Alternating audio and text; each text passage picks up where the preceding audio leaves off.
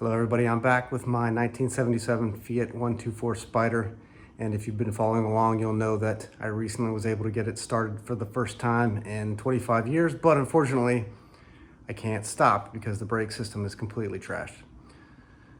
So it was completely removed in the last episode, which you guys hopefully have watched. Go back and see that if you haven't. And the brake parts are finally in. Everything, I've got everything in stock, ready to install. And that's what's going to happen for this episode. So let's get going so that we can stop.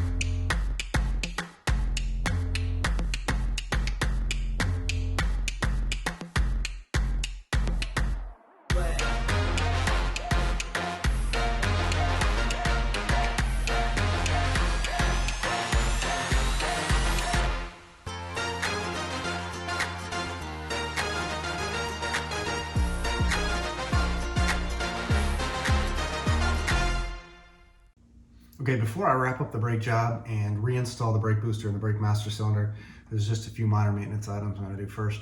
I need to swap the oil in the steering rack. I'm going to fix a few wiring issues that are going on over there, including the connector for the starter solenoid is busted, so I'm going to replace that and resolder that on. There's a few fuel line issues going on over here. I'm going to go ahead and make sure everything's all cleaned up over there. And then I think we'll be ready to button up the brakes. Also, I'm going to move into the back. I'm going to replace a few more fuel lines coming out of the fuel tank. I'm going to go ahead and put back on some of the brake parts now in the rear, including the brake compensator and a few extra fuel lines. So we're going to do that next. And then hopefully we'll go ahead and get the rest of the brake parts on after that and see where we can go from there. Let's find out what happens.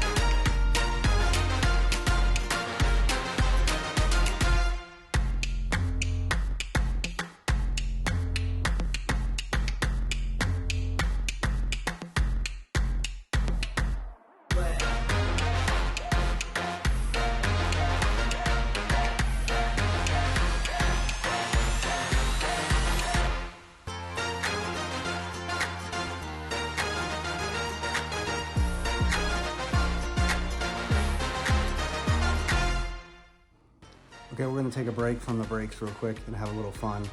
I finally got all the fuel lines buttoned up here, and down underneath the car, there's a few of the soft lines I had to replace. They're completely brittle, but I've been really dying just to let this thing run on its own. I just pumped some fresh gas in it, and I dropped a little right in the carburetor just to try to prime it a little bit, but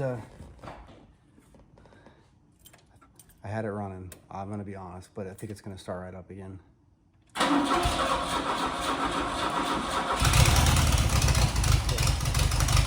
good.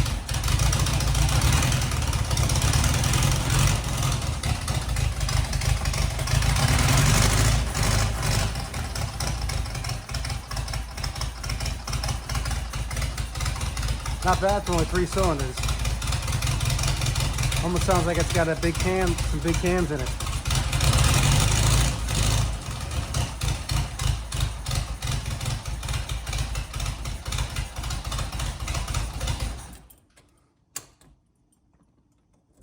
All right, so it's not great, but it runs. It starts really easily. It's a good sign that the thing's got some life left in the engine. I'm half tempted just to throw the wheels on and drive it around the neighborhood, just because I'm dying to get behind the wheel and see how it drives. Obviously, it's not running right. The compression on number 3 is foobar, but I'm hopeful that just getting that thing running maybe will free up that number 3 valve. It just maybe seized in there, just like the starter was seized, just like the brake calipers are seized. Maybe it's just a simple matter of getting some lube, some oil, some heat, just some life into that thing, and it'll come loose on me. There's also a good chance it's bent. So either way, haven't decided on that yet, but a few little loose ends to tie up, and then we'll find out.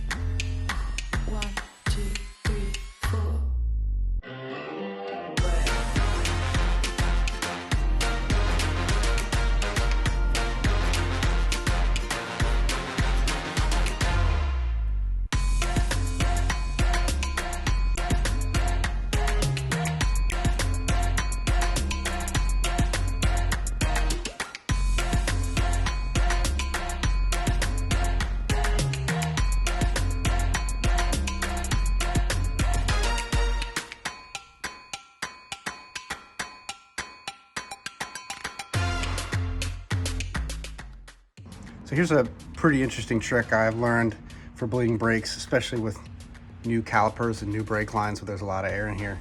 I have this oil change system. It's intended for like small engines on a lawnmower, but it's a vacuum pump with an oil container and a flexible line, which I have routed up and over the springs and then attached to the bleeder screw on the caliper. And now I've just put some vacuum on there, and then you can see it's just sucking the air right out. And I'll just let it go for a while here and make sure I pump it every once in a while just to make sure it's got some good suction on it, and just wait for all the lines to be bled, get the air out, and we'll be in business.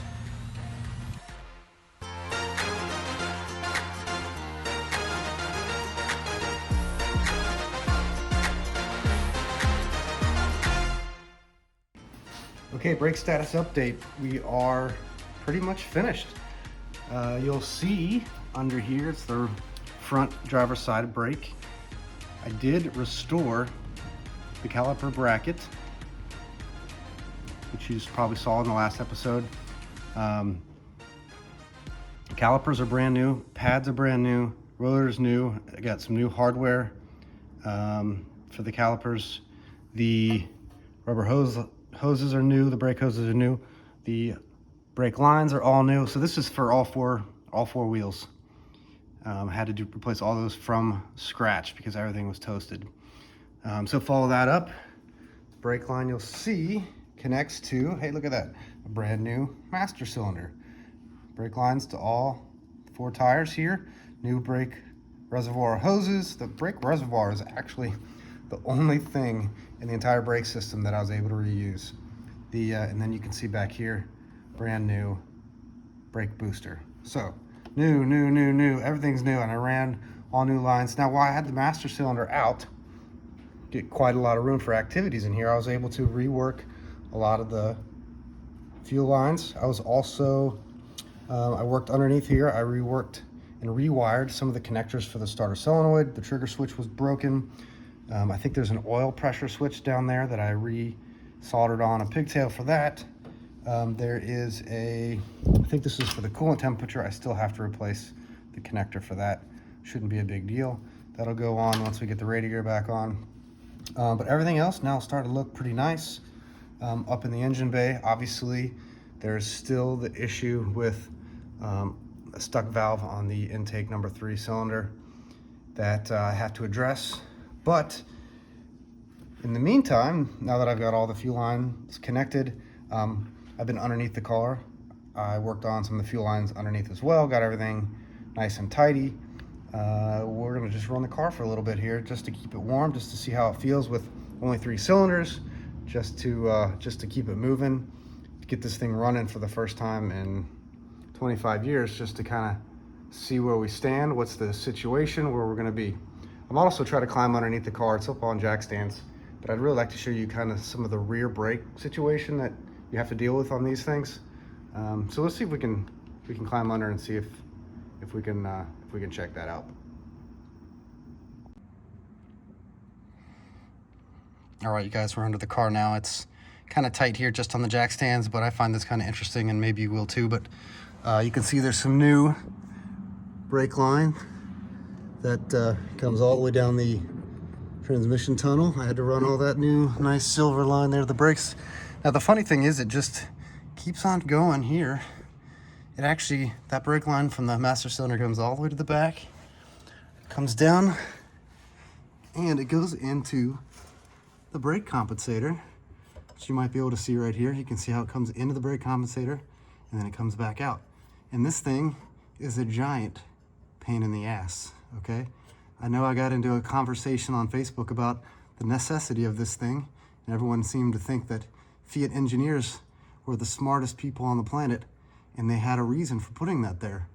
And essentially, it detects, there's a bar that runs back. You're never gonna see it, but it connects to the axle right here. Okay, and when the load comes off the rear suspension, it essentially pinches off the brake fluid and releases some brake pressure so the rear wheels don't lock up under heavy braking or light loads. It's essentially a brake bias mechanism. But it is tucked right under the coil springs. It's impossible to get out. There's a bracket that holds it, which is also unbelievably complicated to get in and out. To be able to bend the lines into this position, it still makes me a little nervous how close it is. And then after it comes back out of the brake compensator, it comes back all the way to where it started, loops around, and enters the flexible hose that is attached to the axle. And then from the axle, it tees off. There's a distribution block, a 3-way block, and then it goes to the left and to the right caliper brackets. Now, you can see that my line here was a little long, so I temporarily just bend the brake line. That's obviously a dangerous place to have a brake line. Any road debris would love to break that open. So after I get that modified, we'll get that cleaned up later, but for now I just bend it out of the way. And you can see that I still have to cut back through and tighten and then bleed all the brake lines. But I feel pretty good about how everything's tidied up. There's quite a lot of surface rust on all the little bits. Working on the ground on jack stands ended up being kind of especially with the brake compensator, what a giant pain. I probably should have just got rid of it and come up with another solution to the brake bias situation. But anyway, it's done now. It looks pretty good. I'm really happy with the way everything is going underneath here. And I think we're gonna be able to stop now. So there you go.